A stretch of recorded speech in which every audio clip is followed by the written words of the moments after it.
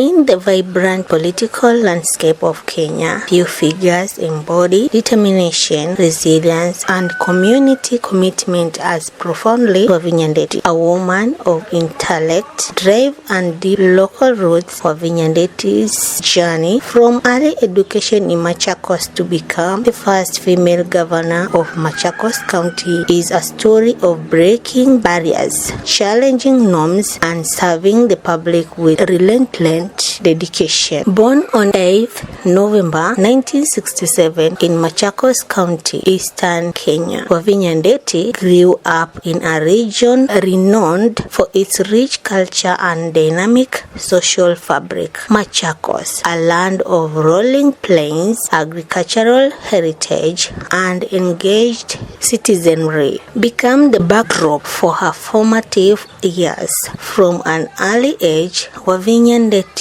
was surrounded by a family deeply invested in leadership and community involvement. Her father, Peter Ndeti, was actively engaged in local politics and served as councillor, a role that demonstrated early on to Wavinya Ndeti the power of public service. Her mother, Mukulu Elizabeth Ndeti, anchored the family with resilience and support. Wavinya was the last born of 10 siblings, part of a large and close-knit family that valued education, community contribution, and aspiration. While not all siblings pursued public service, two stood out of their political engagement: Wavinya herself and her late brother Ignatius Dick Ndeti. Another notable ancestor, Muindi Mbingu, her great-grandfather, was remembered as a respected figure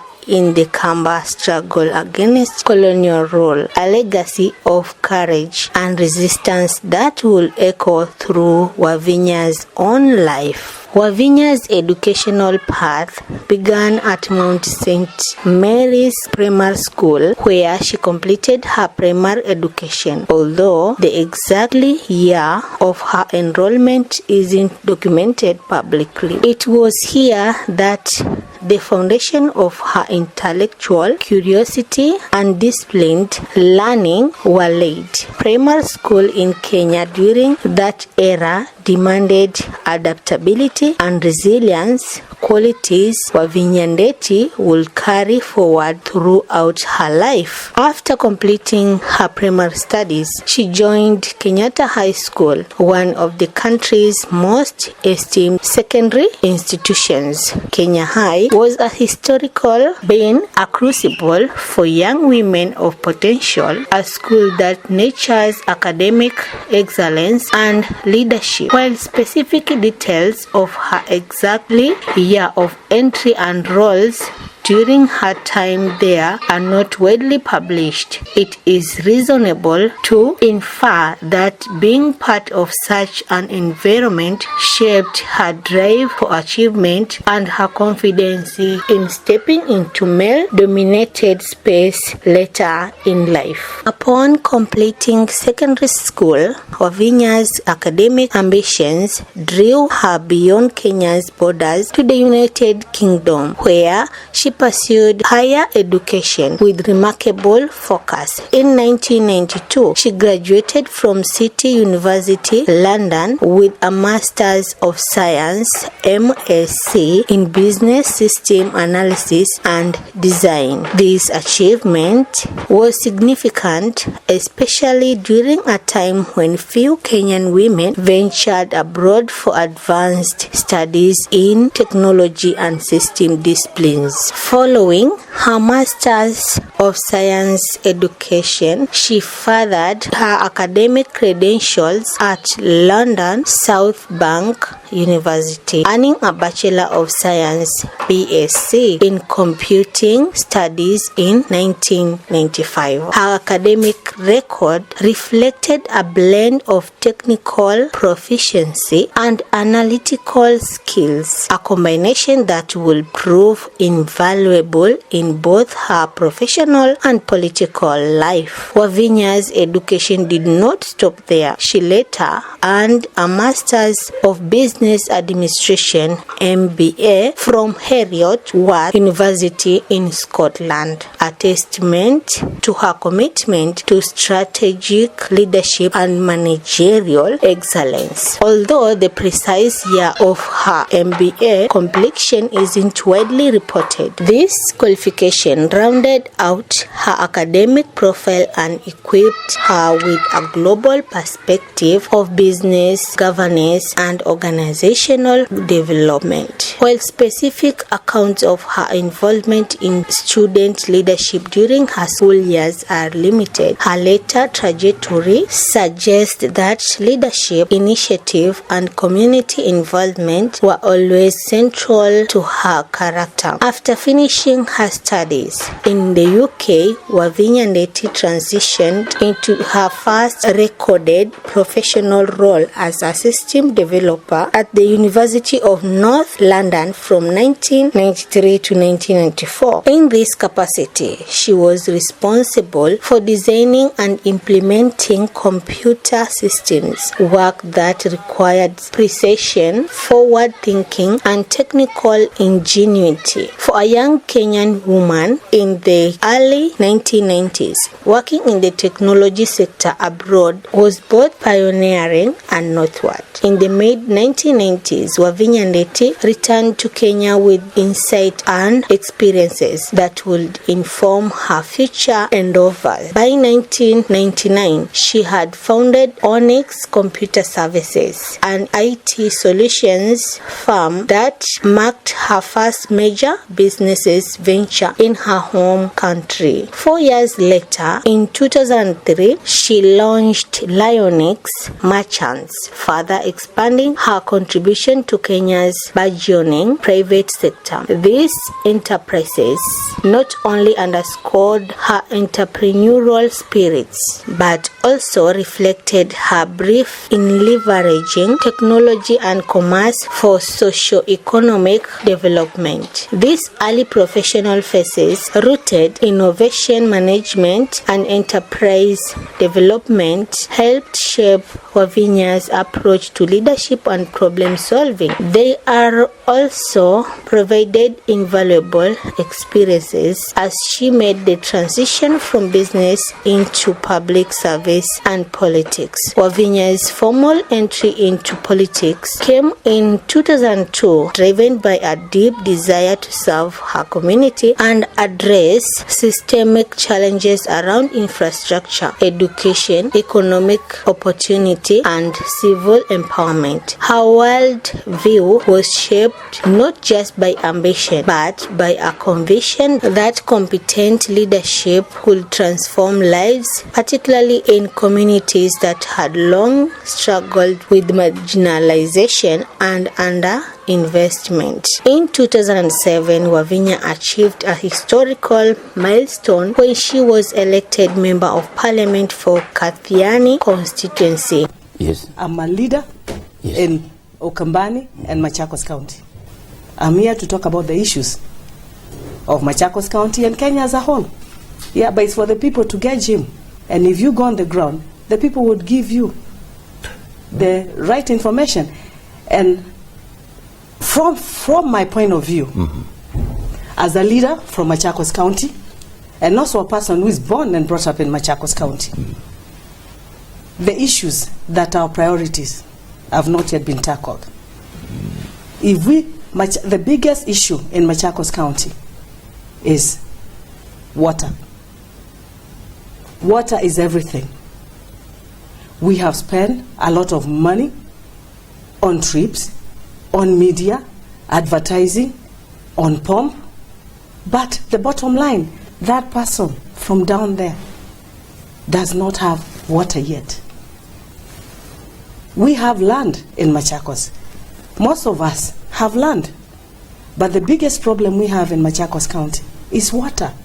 If we only got water in Machakos County, we would be very, very far. Her election was groundbreaking. She became the first woman to represent Kathiani in parliament since Kenya's independence. This was a remarkable achievement in political landscape, traditionally dominated by men, one that signaled both progress and the promise of more inclusive governance. As MP, Wavinya championed grassroots development, advocating for improved access to services, youth empowerment, and greater opportunities for women. Her tenure reflected unrelenting focus on the everyday needs of her constituents, a theme that will persist throughout her career. From 2008 to 2013, she served as Assistant Minister for Youth and Sport, a position that aligned with her long-standing interest in youth development and national cohesion. In this role, Wavinya worked to expand access to sports programs,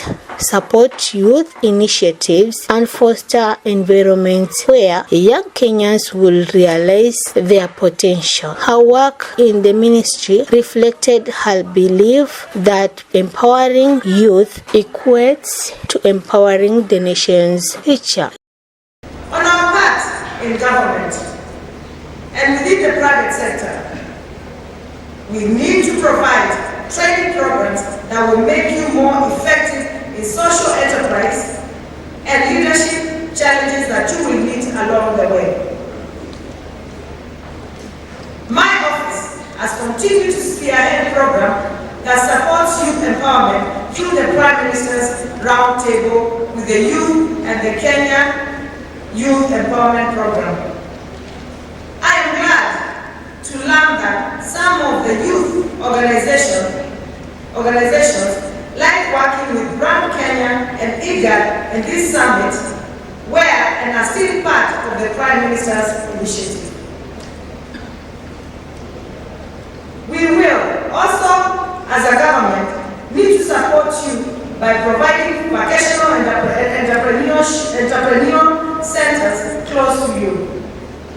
This will need to harness educational institutions and the private sector. Not everyone is an entrepreneur, but not everyone needs to be. Out of the millions of you hoping for good jobs, just as a small number needs to be successful entrepreneurs to provide livelihoods to many more. But those who will succeed will do so because of our growing culture of curiosity and entrepreneurial risk-taking. Getting out to start your own enterprise, whether for commercial or social ends, is part of your development as a person. The more of you that do it, the wealthier will be our country in human and economic terms. Long after this summit, we need to keep the conversation going. I am glad of a very worthwhile multimedia, I am told of a very worthwhile multimedia digital platform being developed by the organizers here that will be a focal point for your conversation as a showcase for the voluntary work of the groups that you are leading are doing. And a way for the private sector and government to know more about you so that we can support you. We have plans as a government to provide incentives to private sectors to provide more opportunities. Later, she was appointed Chief Administrative Secretary in the Ministry of Transport, a strategic role that broadened her impact on national policy and infrastructure planning. Her portfolio underscores her versatility as a leader capable of navigating both societal and structural governance challenges. In August 2022, Wavinya Ndeti achieved achieved another historic milestone. She was sworn in as the Governor of Machakos County. Honorable Wavinya Ndeti, do swear that I shall always truly and diligently serve the people and the Republic of Kenya in the office of the Governor of Machakos County, that I shall diligently discharge my duties in the same office, and that I will do justice to all in accordance with the Constitution and the laws of Kenya, without fear, favor, affection, or ill will. So help me God.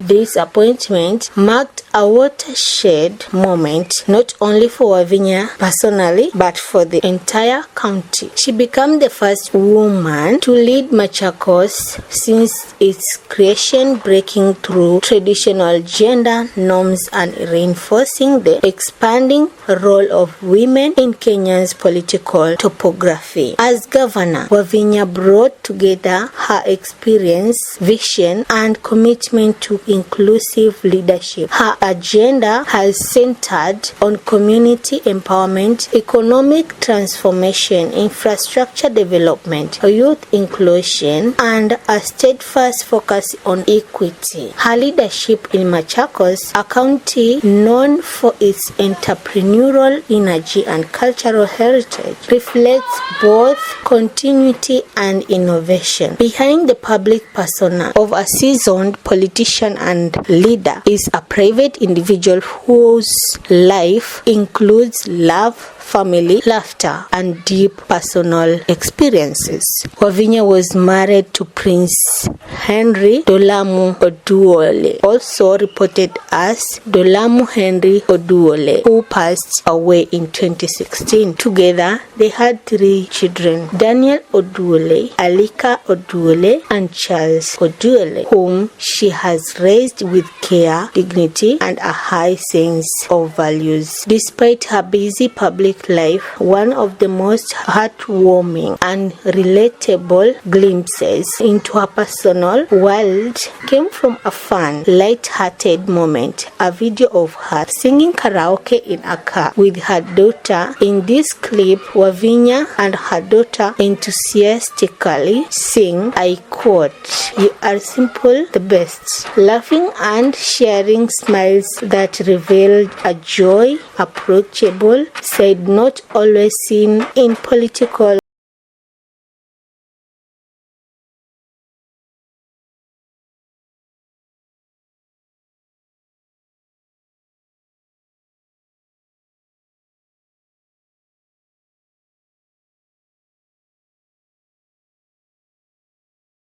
underscore her humanity, a leader who, like any parent, enjoys simple pleasures with loved ones. While such personal insights are limited in available public records, pieces like this remind us that behind every title and role is a person shaped by family bonds, laughter, and memorable moments. No political journey, especially one as visible as Wavinya's, is without scrutiny. During the 2022 Machakos gubernatorial race, questions were raised by some observers regarding her academic qualifications. Critics argued that her degree was obtained through an unusual sequence and questioned its recognition. This spawned public discourse and investigations into eligibility, highlighting how Kenya's politics continues to grapple grapple with the standards and transparency expected of its leaders. 2 voters have filed a complaint to the Independent Electoral and Boundaries Commission Dispute Committee seeking to revoke the clearance of Machakos gubernatorial aspirant Wavinya Ndeti. The 2 complainants dispute the authenticity of an undergraduate degree which they say is not recognized right here in Kenya. As Sarafina Robi reports, Mombasa gubernatorial aspirant Mike Mbuvi Sonko has filed responses disputing reasons for not being cleared, which include lacking original certificates and being impeached from office. Today's proceedings before the IEBC Dispute Committee kicked off in earnest as Machakos gubernatorial aspirant Wavinya Ndeti's complaint was laid bare. 2 complainants, Gideon Ngewa and Kisilu Mutisia, want the committee to revoke Ndeti's nomination and clearance on the basis that the 1995 undergraduate degree she holds in computing studies from South Bank University in London is not recognized in Kenya. They're also questioning the validity of her master's degree in business systems from City University in London, acquired 3 years before the first degree. The degree which is submitted to IEBC is not authentic. You can easily go to River Road here and produce a degree certificate under the University of London, and then you present it to the Commission for University Education. They will say that degree is recognized. Wavinya, through her lawyers, maintains that her documents are authentic and that she had been cleared to vie with the same documents in 2017. The only qualification for a person qualified as a governor in this respect is a university degree. A university degree has been produced. The nature of the orders being sought by the complainant, in my view, will fall within the definition of unreasonableness.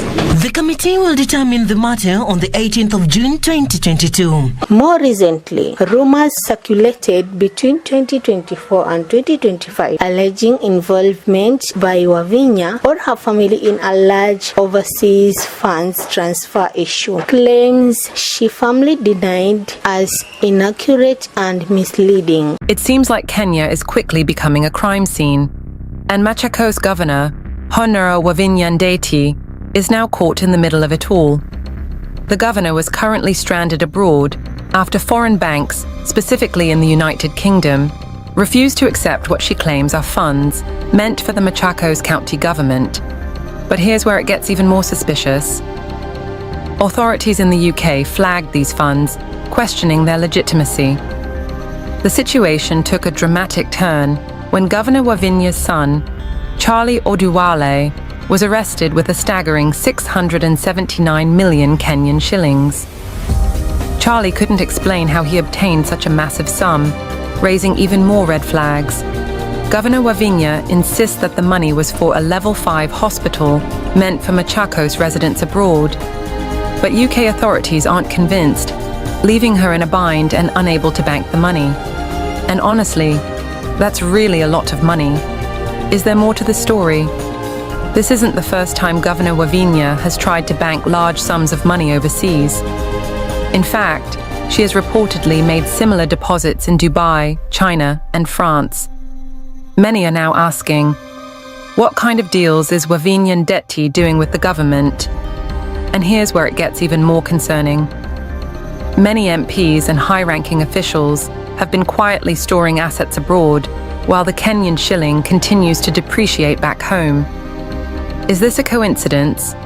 Or is there a larger conspiracy at play where politicians are securing their wealth overseas, leaving the Kenyan economy to struggle? Additionally, her administration faced public commentary about disputed payment claim of cash 19 million involving entertainer Sami Kioko, prompting wider accusation or conversations around procurement transparency and accountability. Social media and some outlets also raised concern over perceived misuse of youth program funds, particularly within the Machakos youth service and alleged lavish spending. Her office responded to these claims with denials and explanations, emphasizing accountability and clarity in county governance. Such episodes underscore the intensity of public scrutiny that accompanies leadership, but they also reinforce the importance of transparency, communication, and integrity in public administration. From the plans of Machakos to the halls of national leadership, Wavinya Ndeti's journey is more than a biography of individual achievement. It is a testament to the possibilities that emerged when determination meets opportunity. As a woman, a technologist, a mother, a community advocate, and a governor, she represents a multifaceted leadership shaped by education, experiences, and empathy. Her life reflects the evolving role of women in Kenyan politics and the pathways through which leaders can shape not just policy but people's life. More than titles or offices, her legacy will likely be